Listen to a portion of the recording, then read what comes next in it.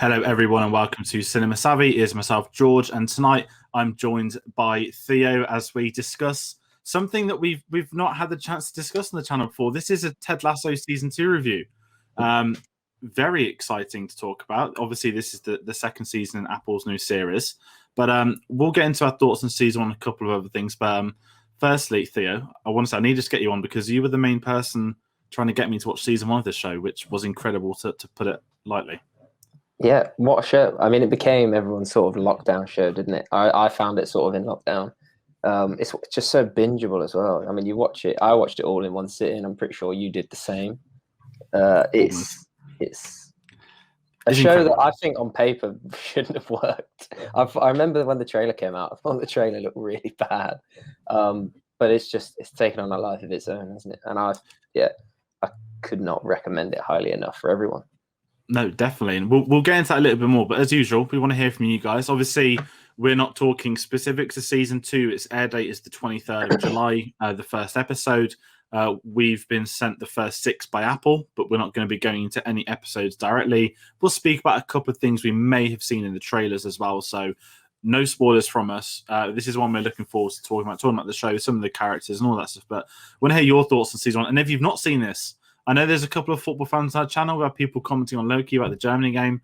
I know that Carl's a big fan. He's a big Newcastle fan and a couple of others. So football fans, please assemble because we don't really get to talk football on the show much. And at the time of recording, England are in the semi-finals of the Euros. And by the time this video comes out, they will have either won it and will be celebrating, or I'll be calling for Southgate's head. But that's another discussion that won't be on YouTube. But that being said, there's our comment details as well. Actually, comment your thoughts on the Euros because it's been an insane tournament. And who would you want to see Ted Lasso manage in the Premier League? There was jokes about Tottenham, which is but that's a different conversation. But if you're new to us, if you're finding out who these guys are waffling about Ted Lasso, our socials are below. Facebook, Cinema Savvy, Twitter at Cinema_Savvy, letterboxd.com/Cinema Savvy, and of course our TPub link is in that store below. But we're talking about the great Ted Lasso right now, and we're going to open this up. We kind of hinted a little bit there about season 1. Let's give our thoughts on season 1 because I was, as I said, late to the show. I started watching this the day we saw Fast 9, where I was aware of a lot of friends that told me over the last few months, you must watch this show. I've got a couple of good friends of mine that were fortunate to work on it as well. So they were hyping up even more to me. And I was on the train to Marylebone for Fast 9. And I was like, you know what, I'm gonna get this. I think I texted you and I said, I'll activate an Apple 3-week trial. And I got the first episodes done on the train. I was like, this is fucking phenomenal. And then I was that bored, I went to prep and watched a third episode on my laptop and streamed it on there. And then coming back that night, episodes 4 and 5, next day, did everything I needed to do, finish work. Then I watched the last 5 episodes of season 1 all together, grouped up. So you are right, this is bingeable. I think it's incredible. And I think as far as not even comedies, it doesn't feel like a comedy. Like, it's very funny. But as you said, the trailer's not great. When I saw, because I'd seen trailers, I thought, oh no, like, I know this is technically racism, but Americans doing football, and I guess that's the kind of warning that a lot of people maybe over here may have, is that how can Americans do football when they call it soccer? And I guess that's the beauty of this, is that the whole point of Ted Lasso, the character, all of it, is that it's an American coming to England, coming to the English game, and it's him coping with it. And I kind of, before actually, we'll pass over to you, but I've got another big thing I want to mention, which I think why it works over here so well. But what were your thoughts on sort of season 1? Yeah, I mean, I, like you, sort of discovered the show maybe a little bit later. I think a lot of people have reservations about it watching it. It's quite a hard sell to people. Yeah. Maybe because of the sort of American culture in football, and maybe people think it's going to be way more silly than it actually is. But I think those fears are sort of waylaid after about 20 minutes, to be honest. Even 15, 20 minutes into the first episode, like, you know exactly the type of show you're going to get. And I think that's a testament, because obviously there's quite a large British contingent involved in the show anyway. And I think it's a testament to how they've melded together and how they've sort of worked it out. And I think it works like beautifully. I'll be honest with you, I don't watch it for the football. Like, yeah. I'm a massive football fan, but the point of the show isn't football. The point of the show is it's heart and it's spirit, and that comes through him. That comes through Jason Sudekis as Ted. Yeah, and I think you hit the nail on the head that I was going to mention that as well, that if you're pitching a football show, no matter what, it's a hard sell to anyone. If you're into football, if you're not, if you don't like football, why don't I want a show about football? if you really are into football, an American doing football. And the biggest thing I think, the whole show works anyway, but getting that balance right. Because if you had all the heart, if you had all the drama, but the football stuff was wrong, I don't think the show would work. You'd have a very good story and script, but I think you'd be missing the sort of the heart of football as well. And it is playing England, and I know that obviously AFC Richmond, who we've put at the bottom of the background as well, it's a fictional club, but it's very much done like football. They're a Premier League club. They're it's basically Crystal Palace without the rights. Yeah. But the character traits, we'll get into some of those. Your Roy Kents, and all of them as well. But it feels like these are people that know the English game. I know that Brett Goldstein, who we're going to talk about in a bit, is a Spurs fan in real life, and I think he'll probably one of the massive reasons of how this show's worked so well. But you are right; it's sort of wholesome, and that's the word I see thrown around a lot. And just look at his face. I had to put him on blow. He's just the most likable guy in the world. He could kill you, and you'd probably be all right with it because it would have been done by accident. And it's something bizarre like that. But as far as the first season goes, as you said, it's not just about the football. I think if this was rugby, tennis, whatever sport, it would have worked. But the fact they're able to get football into it has been incredible. And before we actually start talking about season 2 as well, I want to say that the Warner Brothers store in America, after Demand, has now released AFC Richmond football tops, jackets, hoodies, mugs, everything.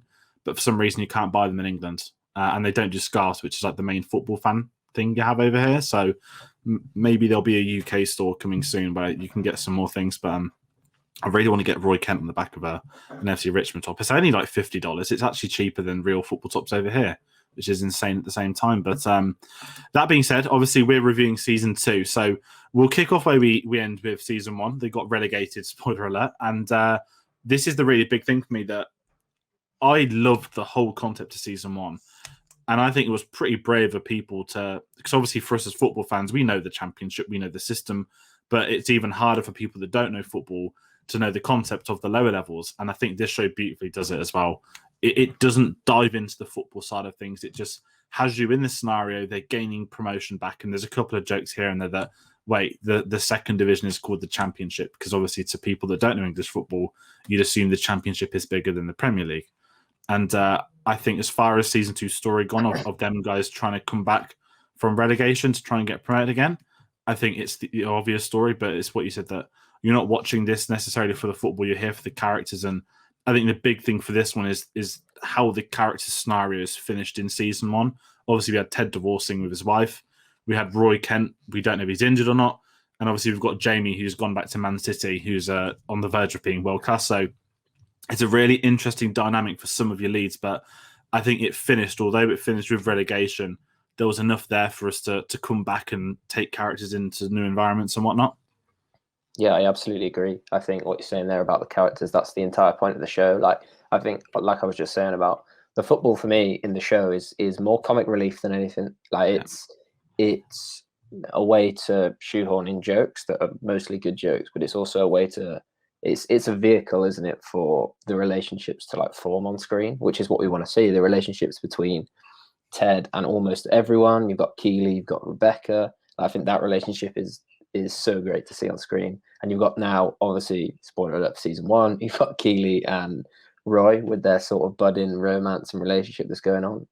And their dynamic, from what we've seen so far, has been taken up a level. I think it's can only get better. And what they've done with Jamie this season as well, although we can't say anything, I think it's really, really interesting. And I'm Jamie wasn't a character that when season 1 finished that I was massively excited about seeing where his story went. Yeah. But having seen what we've seen from this season so far, I'm quite excited now to see how they resolve his storyline in season 2, if that's as much as we can say, I think. No, that's fine. I think I'm kind of similar to you, that because we see all these football tropes that we know Roy Kent's a Roy Keane, if you know your sport, and that's the joke within itself. And but we'll get on to him. But with James, he's one of them really weird characters where I don't dislike him because the show needs me to dislike him, in terms of because he is painted as the villain. He's the one that relegated them and all of this kind of thing. And it's not on the performance, it's not on the writing. It's just, when you just naturally haven't connected to this character. I'm following you that in season 2, they took a different take with him. That if you look at how season 1 ended, you think that's his character act done, that he'd gone back to Man City and he was playing for, one of the top teams, being one of the best players in the league. all that kind of stuff. And season 2's opened up a door which I didn't think could be there for him.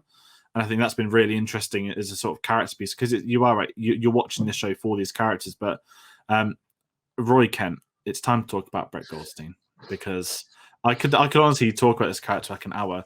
The first time I saw him at season 1, I was like, this is a Roy Keane piss take. But I didn't know it wasn't just a parody. This is an incredibly well-written character who has ultimately a heart of gold, being the tough man. But in season 2, I think it's one of the most... I'm not going to ruin it for anyone watching at home, because I'm not going to say anything about what... We know he's left in limbo. Is he retired? He's had an injury. Is he going to carry on in the sport? Is he going to come back? Or is he going to retire because he's too old? And you never know.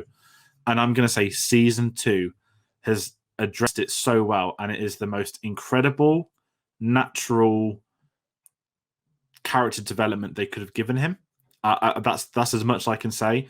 But I'm going to say, once again, it is Brett Goldstein carrying this character to parody a real-life legendary footballer, but have enough of it where he doesn't feel like parody. He genuinely feels like a new character.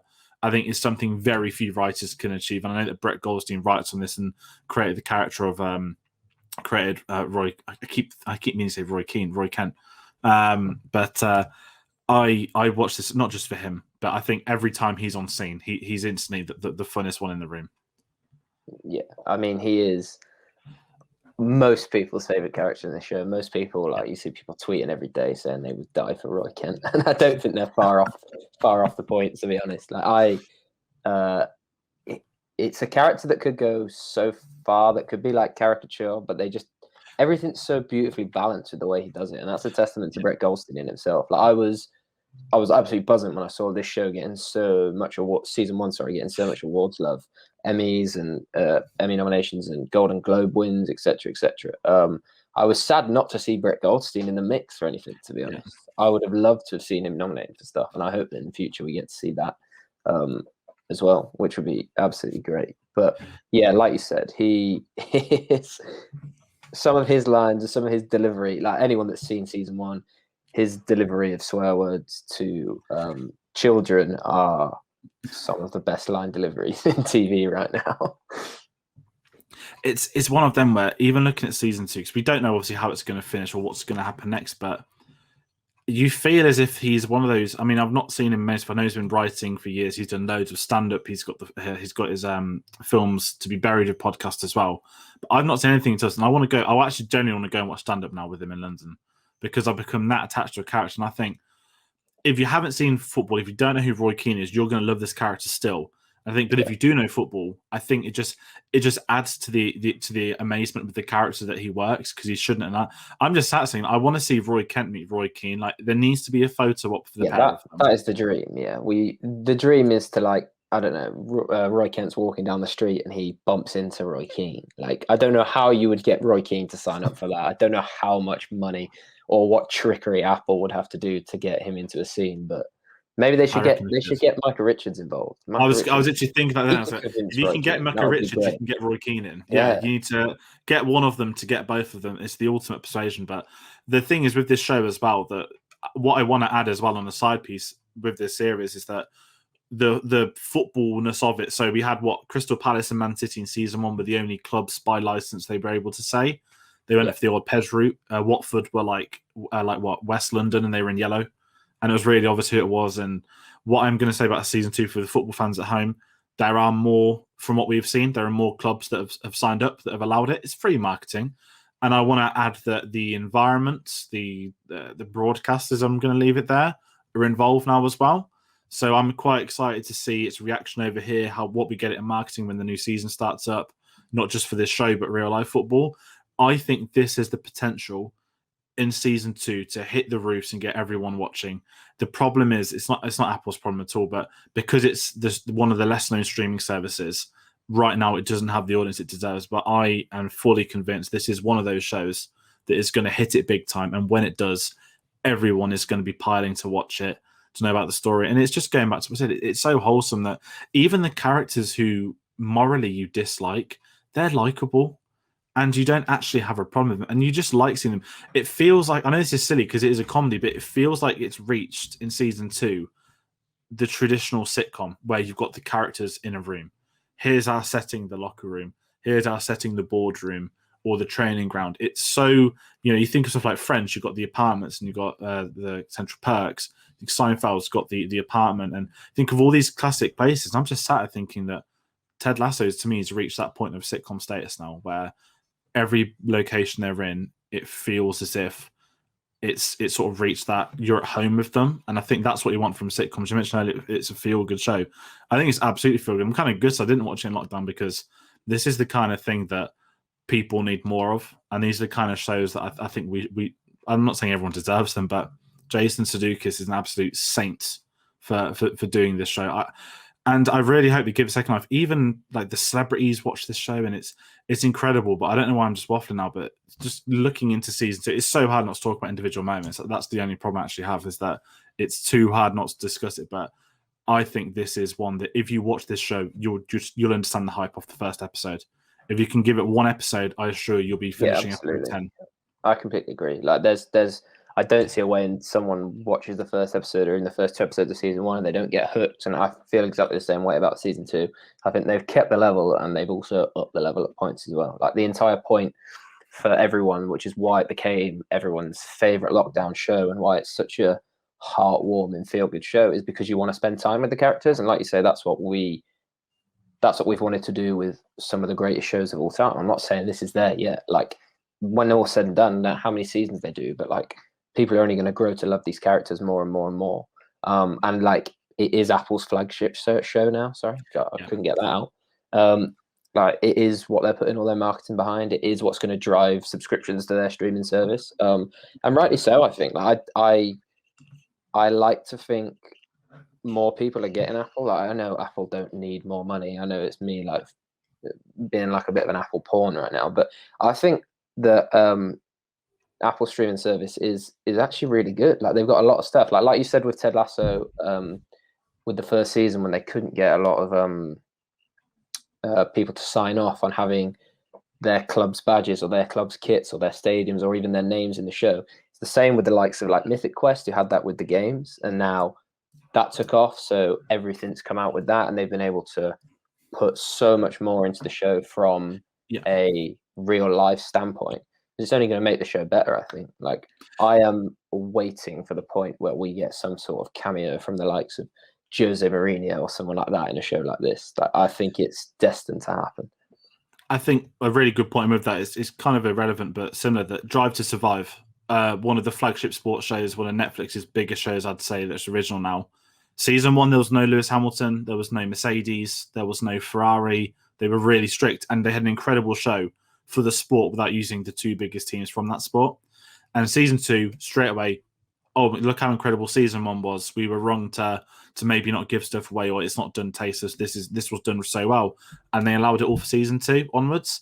I think we may have a similar effect of this. It won't be long that the clubs are planning to get some form of sponsorship, players at the stadium, all that kind of stuff.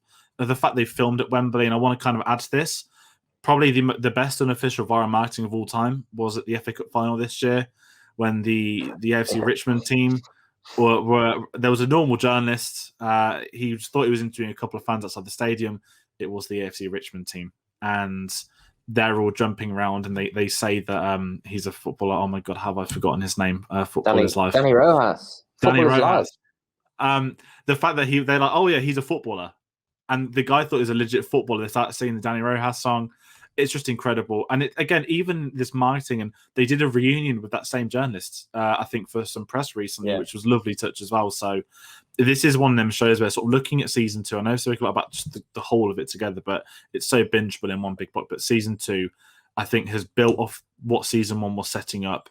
It's taking it further. The writing is as strong. There's a really interesting story that's building up, but also you're getting the things you want from those characters and pushing them into that right direction. So, sort of wrapping up my thoughts on season 2, I think this is a must-watch show for both non-football and football fans. This is one that really, when the time comes to watch it, you'll think, why didn't I watch this show so many years before? Because it is incredible. And to add to that, the original sketch is on YouTube from 8 years ago, and that's how it all started. It was an SNL sketch with Tottenham Hotspur, and it's led to this, which is also incredible to think about. So that's my kind of season 2 wrap-up thoughts. I'm not sure if you're the same. Yeah, I'd echo everything you said there. Like, you don't need to be a football fan to watch this. You don't need to like sport to watch this. It's just spending time with these characters, which is great. I think we should also give a shout out to Sarah Niles, who comes in as a recurring new character in this show. And I think you have to be so careful in a show that's got characters in which everyone loves and relationships that everyone loves that you don't want to like maybe upset that. But her introduction and her performance in I've only seen the first three, but are absolutely amazing. And I think they've absolutely hit the nail on the head with introducing another great character to the show. Yeah, and they're not trying to do too much. They're not bringing in this X, Y, and Z. They're not bringing in this, there, and all that kind of stuff. And sometimes shows do that. Sometimes they're better, like Parks and Rec. They changed a couple of cast members around in season 2, 3 to push it on. Sometimes no one remembers Mark from season 1. Exactly, and that's the thing, and it's about what's the show going to do to sort of not stay fresh. That sounds horrible, but keep yourself going, bring in something new that just adds another dynamic and a likable dynamic to it. And I'm glad you brought up, I completely forgot, but I think that wraps up our season 2 review. I feel like we could go on for so much more, but we can't. Maybe we will when the show finishes. Who knows? But I want everyone. Spoilers, you want everyone to go in. It is. Yeah, exactly. Maybe after episode 10, we'll have a roundup, because if this is a show people like, do comment your thoughts on it, what you're looking forward to. And I want to quickly plug, this is nothing to do with this. If you're Football Manager fans, there is an online mod where you can play as AFC Richmond in the Championship, and it's going to get re-released just in time for season 2. So I'm looking forward to playing that when I finally get the chance, because that game is dangerous and incredible, and that's a really fun challenge to do. So comment your thoughts on Ted Lasso. Do hit the like button, obviously share it, subscribe, and if you are new, check us out on our social medias, which is Salem Savvy on Facebook, Twitter, Letterboxd as well. Theo, where can we find you as well with your socials and the websites you're writing on? You can find me on Twitter at TheoFisher11. Not really that much going on at the moment, to be honest. Just sat in my room, scared for England to win the Euros, trying to wish that over the line. So yeah, if we do win the Euros, I'm sure I probably won't write anything for another week either. But yeah, keep an eye out for that, because I'm hoping to get back on the horse of writing stuff soon. So cheers. Definitely. So everyone do check them out. We've had you on for a couple more videos. It's glad to get you back on for this one. And again, once again, thank you all for watching at home, and we'll see you on the next one. Thanks for watching.